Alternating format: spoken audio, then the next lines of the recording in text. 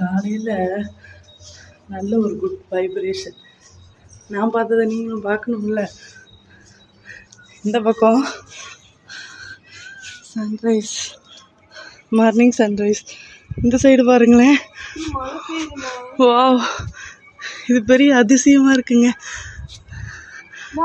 அங்கே பாரு, அங்கே எண்டு. இங்கேருந்து வானவெளி இது வரைக்கும், அதுக்கு மேலே இன்னொன்று.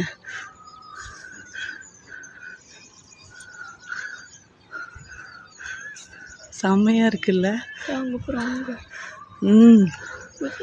திருப்பூரில் இன்னைக்கு இப்படி இருக்கு. யார் யார் பார்த்தீங்களோ கமெண்ட் பண்ணுங்க.